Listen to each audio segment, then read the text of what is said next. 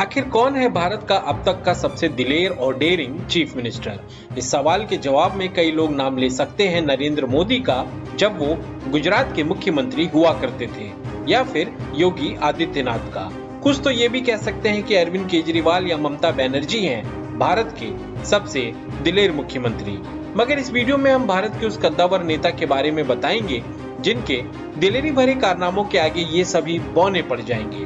वो नेता थे बीजू पटनायक, जो 2 बार उड़ीसा के मुख्यमंत्री रहे और जिनकी जाबाजी को सिर्फ भारत ही नहीं बल्कि 2 और देश आज भी सलाम करते हैं। जी हाँ, लंबे चौड़े कदकाठी के उड़ीसा के दमदार नेता बीजू पटनायक के बारे में लोगों को ज्यादा जानकारी नहीं है, मगर उनके कारनामे ऐसे थे कि उन पर हॉलीवुड की फिल्म भी बन सकती है।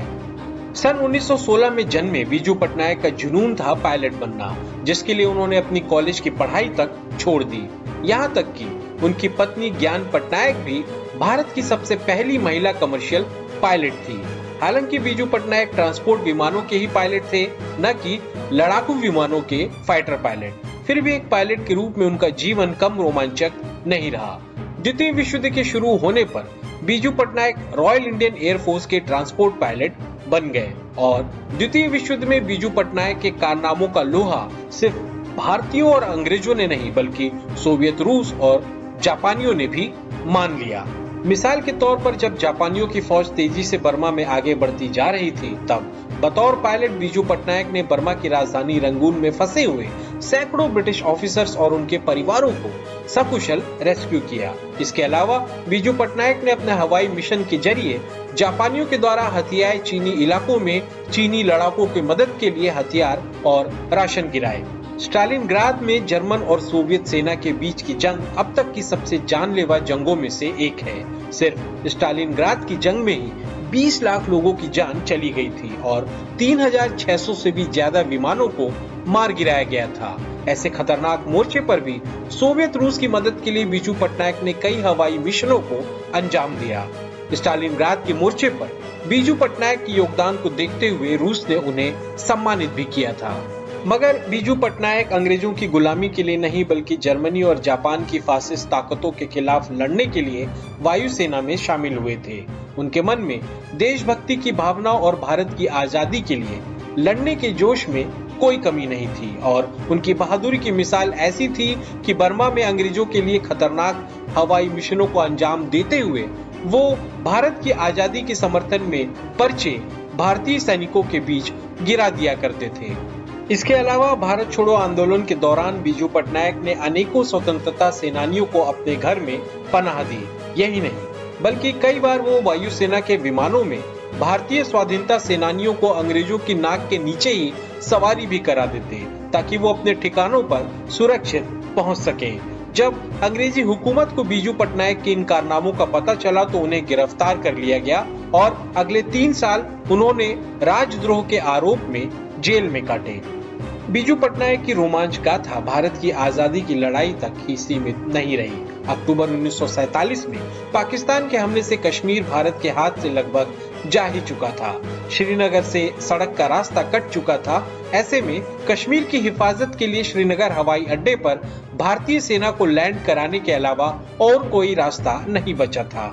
मगर ऐसी भी संभावना थी कि श्रीनगर के हवाई अड्डे पर पाकिस्तानी हमलावरों का कब्जा हो चुका था। अगर ऐसा होता तो भारत के हाथ से कश्मीर चला ही जाता। ऐसी अनिश्चय की स्थिति में 27 अक्टूबर 1947 को सिख रेजिमेंट के जवानों की टुकड़ियों ने श्रीनगर हवाई अड्डे पर लैंड किया और इन सैनिकों को हवाई रास्ते से श्रीनगर पहुंचाने वाले जाबाजों में से एक पायलट बीजू पटनायक भी थे।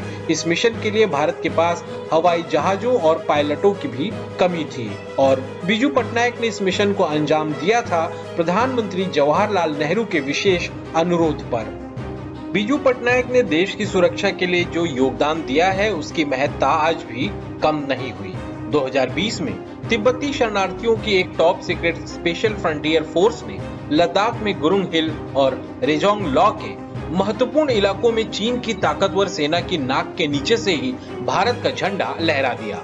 यही नहीं, 1971 की पाकिस्तान के साथ जंग में पूर्वी पाकिस्तान के कई मोर्चों पर ये तिब्बती लड़ाके भारतीय सेना और मुक्ति वाहिनी के साथ कंधे से कंधा मिलाकर लड़े थे। तिब्बती लड़ाकों को अगर बांग्लादेश की आजादी में योगदान देने और चीन जिसने तिब्बत पर जबरन कब्जा कर रखा है उससे दो हाथ करने का मौका मिला तो इसका श्रेय भी जाता है बीजू पटनायक को। दरअसल 1962 में चीन से युद्ध में करारी हार के बाद बीजू पटनायक ने इंटेलिजेंस ब्यूरो के प्रमुख बीएन मल्लिक के साथ नेहरू और दलाई लामा को इस बात के लिए मनाया कि चीनियों से लोहा लेने के लिए तिब्बतियों की एक स्पेशल फोर्स बनाई जाए। थोड़ी जद्दोजहद के बाद नेहरू इस गुप्त मिलिट्री फोर्स की स्थापना के लिए मान गए। स्पेशल फ्रंटियर फोर्स यानी SFF की स्थापना और ट्रेनिंग में बीजू पटनायक की इतनी महत्वपूर्ण भूमिका थी कि इस कार्य के लिए उन्हें बकायदा दिल्ली के साउथ ब्लॉक में एक ऑफिस दिया गया।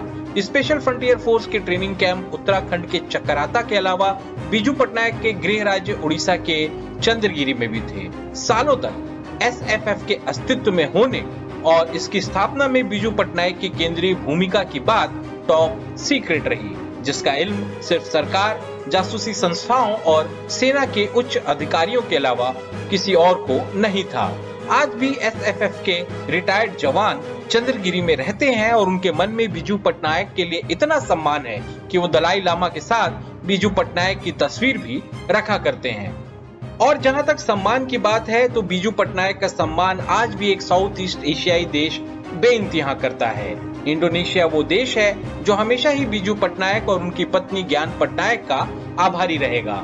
द्वितीय विश्व युद्ध के दौरान इंडोनेशिया पर जापान ने जबरन कब्जा कर लिया था, मगर इससे पहले इंडोनेशिया पर नीदरलैंड्स का राज था।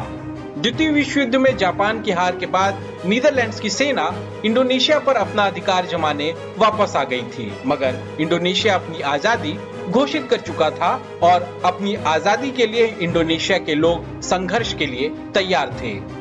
मगर नीदरलैंड्स ने इंडोनेशिया के प्रधानमंत्री सुल्तान शहरीर और उपराष्ट्रपति मोहम्मद अट्टा को नजरबंद करके रखा था। नेहरू इंडोनेशिया की आजादी के हिमायती थे और उन्होंने बीजू पटनायक को कहा कि वो दोनों सुल्तान शहरीर और मोहम्मद अट्टा को नीदरलैंड्स के चंगुल से रेस्क्यू करके भारत ले आए। बीजू पटनायक और ज्ञान पटनायक अपनी जान की परवाह किए बगैर खुद ही हवाई जहाज उड़ाते हुए इंडोनेशिया के जावा द्वीप गए, पुराने जापानी मिलिट्री डिपो से अपनी वापसी के लिए पेट्रोल का इंतजाम किया और सकुशल शहरीर और हट्टा के साथ भारत आ गए।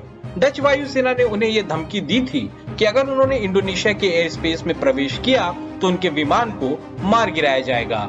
निडर बीजू पटनायक ने जवाब दिया कि अगर डच वायुसेना ने ऐसा किया तो भारत अपने एयर स्पेस में प्रवेश करने वाले नीदरलैंड्स के हर विमान को मार गिराएगा। इस दिलेरी भरे मिशन के बाद भी बीजू पटनायक इंडोनेशिया के स्वतंत्रता सेनानियों की मदद के लिए हवाई मिशन को अंजाम देते रहे।